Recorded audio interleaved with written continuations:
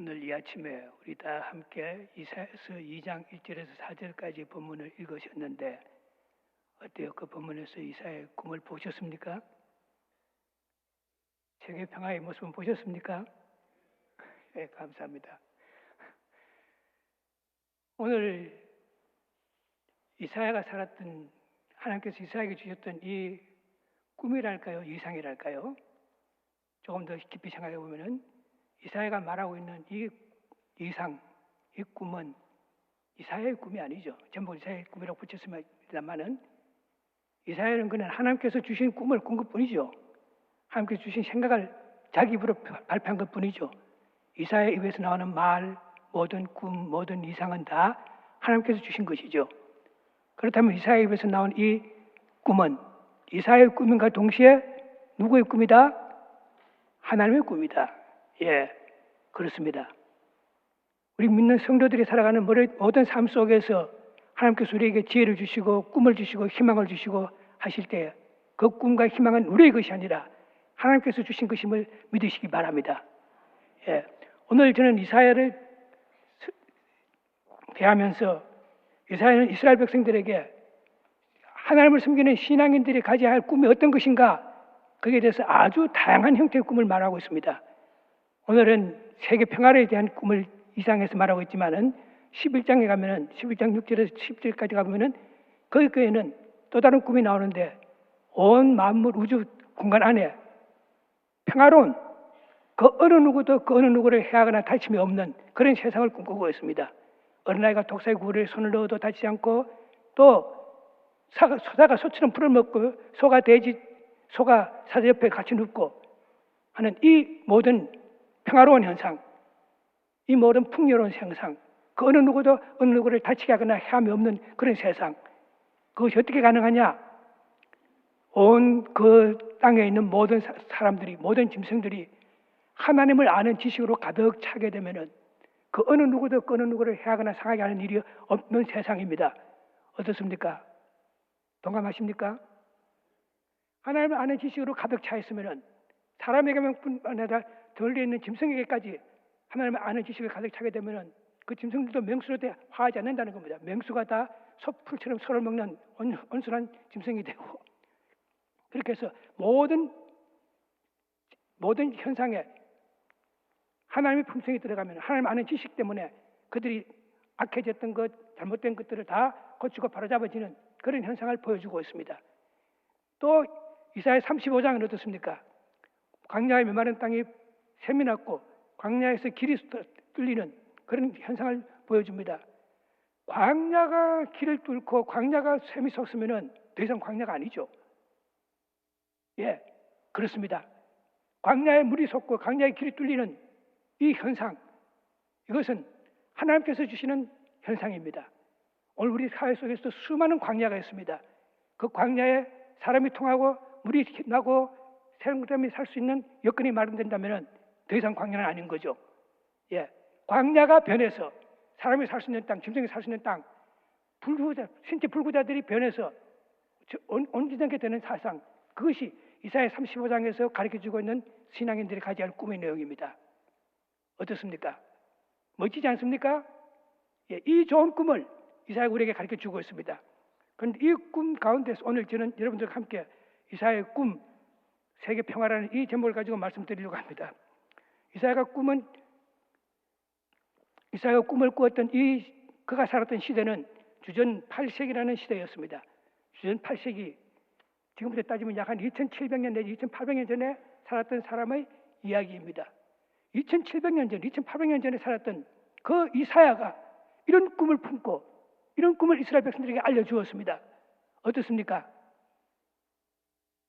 이사야가 알려줬던 그 꿈이 오늘 우리들의 꿈이 되고 이사야가 알려줬던 그 꿈의 내용이 오늘 우리들의 삶의 내용이 될 수 있기를 바랍니다.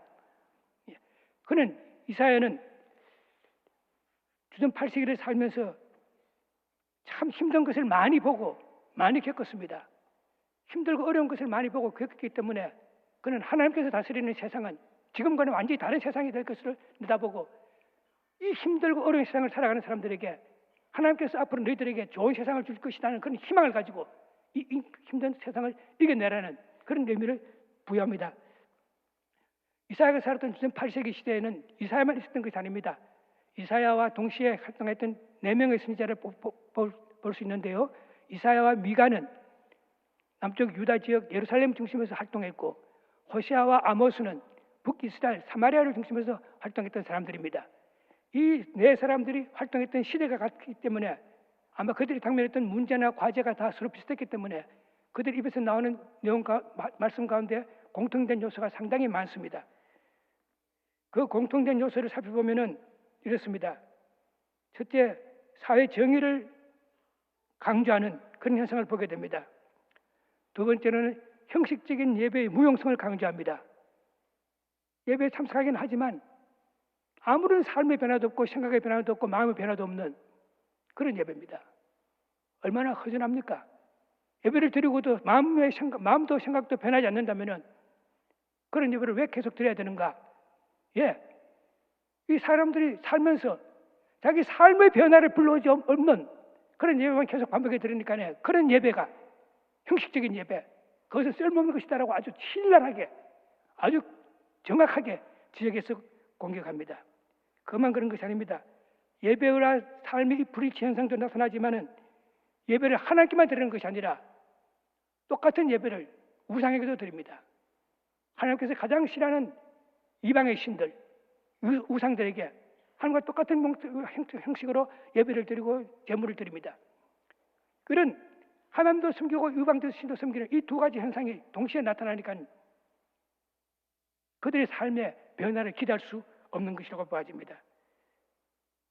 그러다 보니까 자연적으로 이들의 삶에는 예배와 관련 없는 그런 삶이 생기게 되고 사회 계층 간의 갈등과 고립이 너무너무 깊어져서 가진 자는 더욱더 가져서 부하게 되고 없는 자는 더욱더 없어서 가난하게 되는 이 빈부격차가 너무 심화되어서 그 빈부격차를 어떻게 극복할 수 없는 그런 시대를 살고 있었던 것이 이사야의 시대였습니다.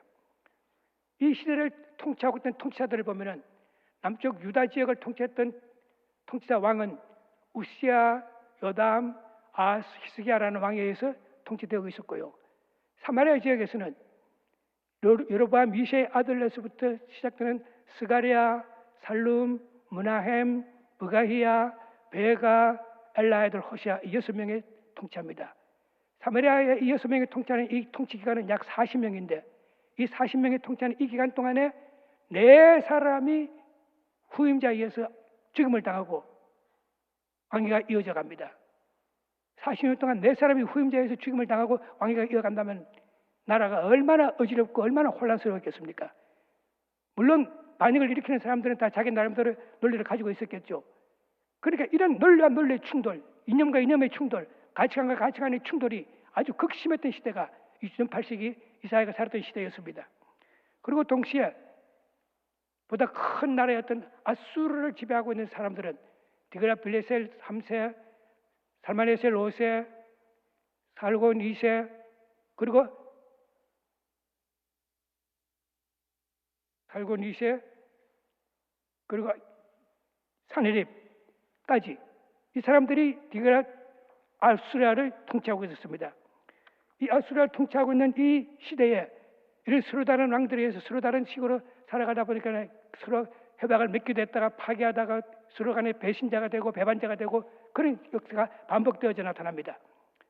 이 주전 8세기에 일어났던 여러 가지 사건들 가운데서 가장 중요하다고 생각할 수 있는 2가지 사건만 살펴보겠습니다. 첫째 하나는 주전 721년 북이스라엘이 아시라에 몰락되어지는 과정을 그려놓고 있습니다.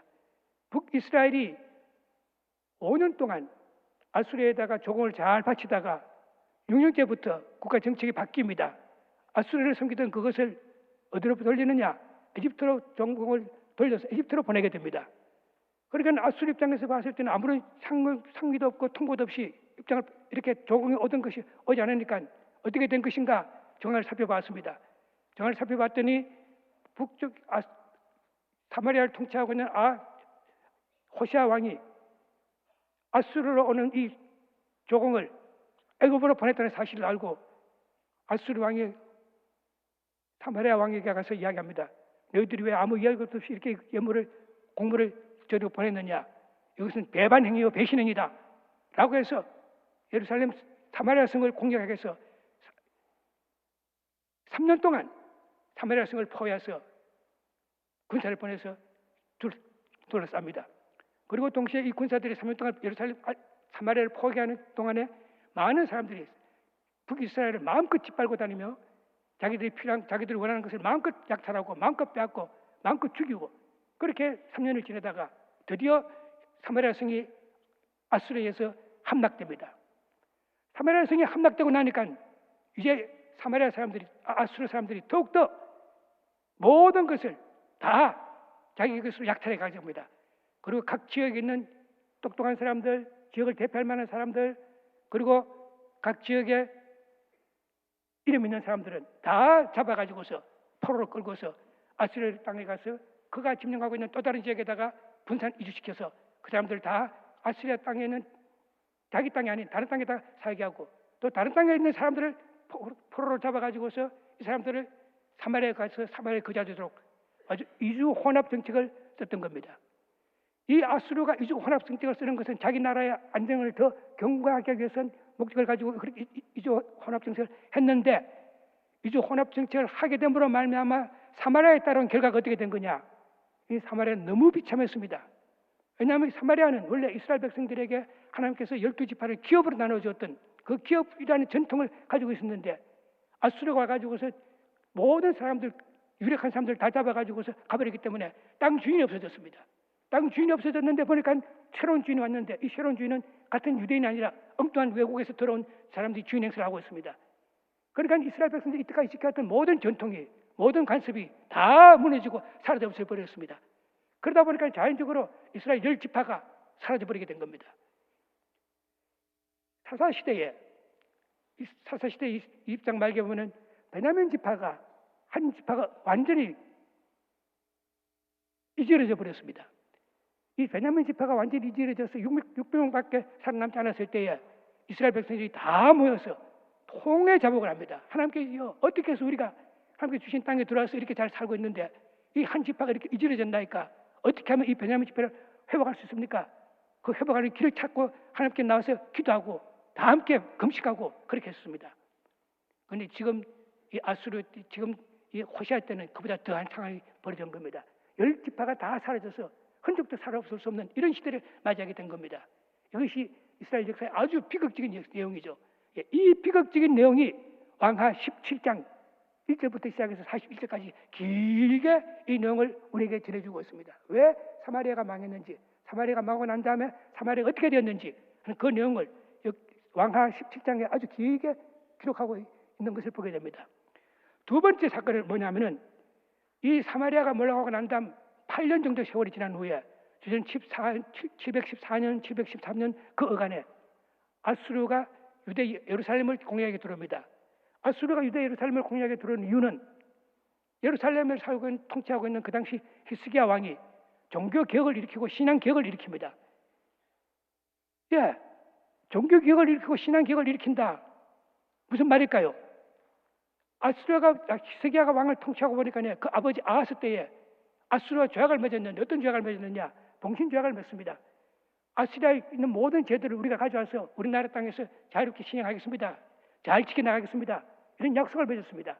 그런데 그 아들 히스기야 때가 되니까 이것을 또 역시 아수르 상의 없이 완전히 아수르가 신을 섬기던 그 모든 기구나 방법을 다 없애고 히스기야는 옛 이스라엘 전통대로 모세에 의해서 가르쳐준 그 규례대로 성전을 다시 재건하고 예배제도를 다시 만들고 옛 전통을 다시 회복하는 그런 일을 합니다. 아수르 입장에서 봤을 때는 이건 뭐냐? 또 다른 반역이고 욕망 행사입니다.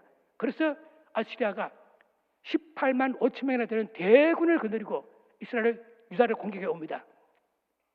이 유다가 아수리아가 공격해 올 것을 예비하곤 했지만 그러나 이스라엘 백성들의 정신과 생각과 사상을 통합하기 위해서 신앙 개혁을 해가지고서 이스라엘 백성들은 어느 정도 한 마음이 되어져 있는 그런 상황이었습니다.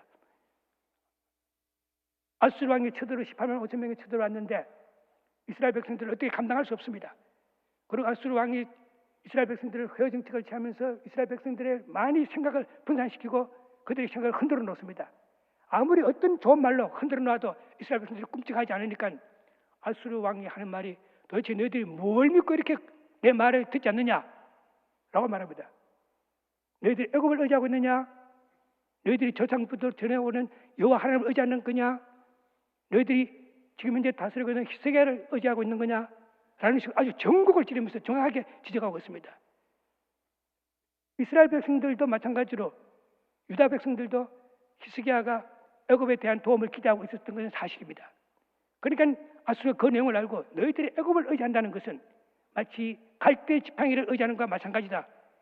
힘도 쓸 수 없고 힘도 없는 그 갈대 지팡이를 의지해 가지고서 무슨 힘을 쓸 수 있다는 거냐. 두 번째로 너희가 하나님을 숨긴다고 말도 말아라. 하나님이란 것은 내가 알고 있는 너희들보다 훨씬 큰 나라에 훨씬 큰 신전을 가지고 있고 훨씬 큰 우상을 가지고 있는 그 모든 나라가 아수르 앞에서 다 그 신들이 그 땅을 보호하지 못했는데 어떻게 너희들이 섬기는 그 여호와가 이 아수르 군으로부터 너희 나라를 지키겠다는 거냐.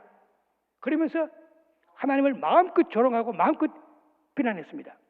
그리고 히스기야에 대해서 마찬가지입니다. 히스기야가 너희를 지킬 수 있다면 어떻게 이런 사태가 일어나느냐 라고 말하면서 히스기야 말도 듣지 말라고 말합니다. 그러나 그럼에도 불구하고 이스라엘 백성들은 흔들림이 없었습니다. 이때 히스기야 왕이 이사야를 찾아갑니다. 당신의 하나님께서 지금 아수르 군사가 와가지고서 이렇게 이스라엘 백성을 모여가고 하나님을 모독하는 이 음성을 다 들었을 테니까 어떻게 했으면 좋겠습니까? 방안을 주십시오라고 이야기합니다. 그때 히스기야가 아주 조용한 목소리로 이야기합니다. 아수르가 무슨 말을 하든 겁내지 말고 두려워하지 마십시오. 저들이 하는 말은 하나도 이루어지지 않을 것이고 저들이 예루살렘 성을 향해서 방패도 씌우지 못하고 활이나 칼을 사용하지 못한 채 그냥 그대로 돌아가게 될 것입니다. 라고 이야기합니다. 히스기야가 그 말을 들었지만 믿을 수 없지만 그러나 이사야가 하는 말이니까 그러려니 하고 있었습니다. 그날 하룻밤 자고 그 다음날 아침이 되었는데 어떤 현상이 일어났느냐. 자고 일어났더니 아수르의 진영에서는 완전히 텐트에서 그 진영에서 일어나는 사람이 없었습니다. 모든 사람이 다 죽은 송장이 되었습니다. 18만 5천 명이라는 사람들이 하루 저녁에 다 송장으로 되었습니다. 여기에 대해서 성서는 여호와의 사자가 아수르 군대를 친히 18만 5천 명이 전부 다 송장이 되었다라고 기록하고 있습니다. 하나님께서 어떤 방법으로 치셨는지 그것은 아직까지도 학자들이 요령을 찾아내지 못하고 있습니다. 많은 것을 요령을 제시하고 있지만은 아무도 그 정확한 내용을 알 수 없습니다. 자, 이렇게 히스기야가 하나님의 구원을 경험하게 되니까 아수르 입장에서는 이 사건이 창피스러운 일이고 부끄러운 일이지만은 이스라엘 유대인들의 입장에서는 이 사건이야말로 두고두고 기념할 이야기요 후손들에게 전해줘야 될 내용으로 그렇게 기억하고 있습니다. 그래서 구약 성서에서는 이 사건을 즉 이 유대 백성이 아수라를 싸움 없이 이겼다고 하는 이 내용을 왕하 18장에서부터 시작해서 18장, 19장, 20장까지 그리고 이사야서 36장, 37장, 38장, 39장까지 4개 장 그리고 역대하 29장에서부터 시작해서 32장까지 4개 장 이 긴 이야기를 서로 다른 책에다가 3군데나 기록해놓고 이 사건을 잊지 않고 보존하고 전수하고 있는 겁니다.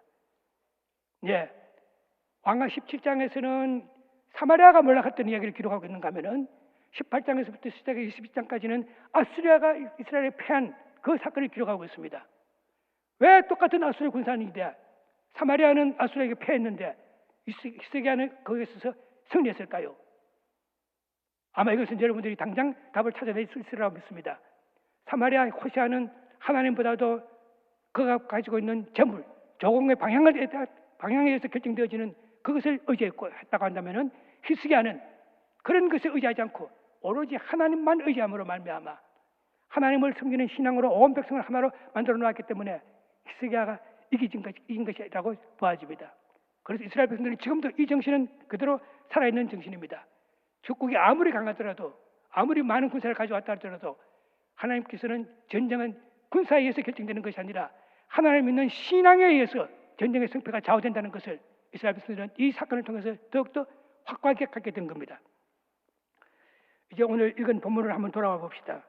본문에서는 뭘 이야기합니까? 여기 본문에서 말하는 이 내용, 이사야가 꿈꾸고 있는 꿈, 어떤 꿈입니까? 말이래라고 2장 1절에서는 아모스 아들 이사야가 받은 바 유다와 예루살렘에 관한 말씀이라라고 되어 있습니다. 아모스 아들 이사야가 받은 바 말씀이라 그렇게 말하고 있습니다. 유다와 예루살렘에 대한 이야기라. 그러면서 그 다음에 보면은 말일에 여호와의 전의 산이 모든 산보다 높아진다고 말합니다. 말일이라는 말은 장차 어느 날인가라는 의미입니다. 장차 어느 날인가 어떻습니까? 먼 훗날 어떤 이런 일이 일어날 것이다. 그걸 이야기합니다. 어떤 일이 일어나느냐?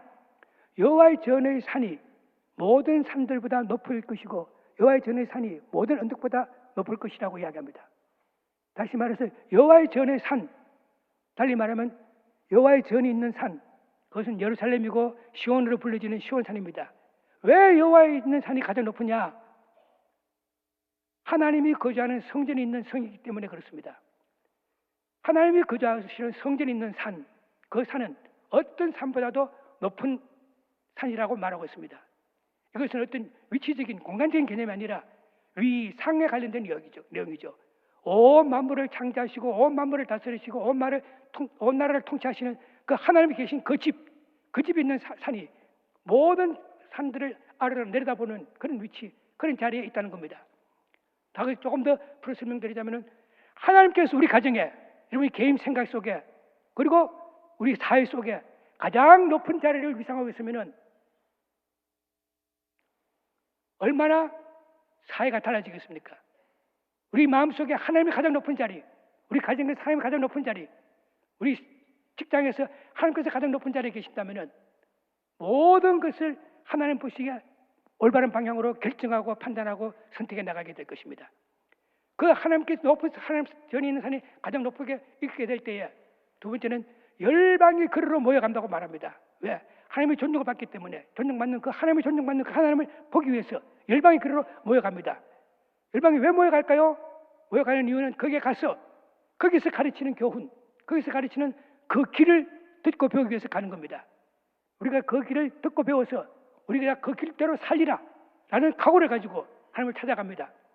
예, 여기서 말하는 그 길이라는 것은 단순한 길이 아니라 우리 인간들이 살아가는 삶의 길을 말하고 생명의 길을 말하고 축복의 길을 말합니다. 이 삶의 길, 생명의 길, 그것을 듣고 배워서 그대로 가겠다는 이 결단을 하고 있습니다. 그 다음 세 번째는 그러한 각오가 되어 있는 사람들에게 하나님께서 열방을 심판하실 때에, 열방을 판단하고 만국을 판단하고 심판하실 때에 그 심판의 결과에 대해서 모든 사람들이 환영하고 지지하고 박수를 보냅니다. 왜?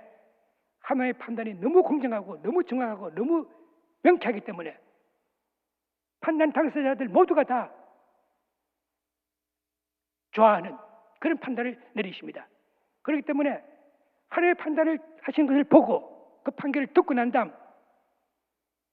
그 다음 무리가 더 이상 칼을 들었던 칼을 내리고 창을 들었던 창을 내려서 칼을 모아서 농기구를 만들고 낫을 만들고 창을 모아서 버섯을 만드는 이런 완전히 달라진 현상을 연출해내고 있습니다. 왜? 하나님께서 모든 것을 시시비를 다 하시고 정확하게 판단해 주시기 때문에 더 이상 불평도 없고 불만도 없고 더 이상 싸워야 할 이유가 없어지는 겁니다. 그러니까 싸워야 할 이유가 없으니까 칼과 창을 쳐서 그것을 생산도구로 만들게 되고, 그 다음 두 번째는 온 나라 서로 나라 사이에 긴장이 있고 갈등이 있고 분쟁이 있었는데 그 분쟁을 대비하기 위해서 칼을 들었던 사람들이 하나님께서 판결하시는 이 판결을 듣고서는 더 이상 칼이 필요 없는, 창이 필요 없는 그런 됐기 때문에 더 이상 칼로서 맞서지 않는 그런 세상이 되어지는 겁니다. 그리고 난 다음 세 번째는 나라가 나라들 사이에 서로 전쟁을 연습지 않는 그런 시대를 열어놓고 있습니다. 어떻습니까? 이것이 가능한 이야기입니까? 가능해요? 왜 가능하지 않다고요? 가능하지 않은 이유는 뭡니까? 왜 또 가능합니까? 예, 가능한 이야기입니다. 세계 평화 얼마나 힘들고 얼마나 어려운 과제입니까? 그러나 그 세계 평화가 하나님께서 개입해 주셔서 하나님을 가장 두려워하는 사람들, 하나님을 가장 높이는 사람들, 하나님의 말씀을 듣고 배우는 사람들, 그리고 하나님의 결정하시고 하나님의 판단에 대해서 100% 믿고 순종하는 사람들이 이 세상을 살아가면은, 이 세상 요소요소에 자기 할 일을 하게 되면은 온 세계에는 하나님께서 주시는 평화가 넘치게 될 것입니다. 이 평화가 오늘 우리 시대도 넘쳐나기를 바랍니다. 우리 교회 안에도 이 평화가 넘쳐나기를 바랍니다. 예, 세계 평화 아주 힘든 과제입니다. 아주 어려운 과제입니다. 지금도 전쟁의 소식을 우리가 듣고 있습니다.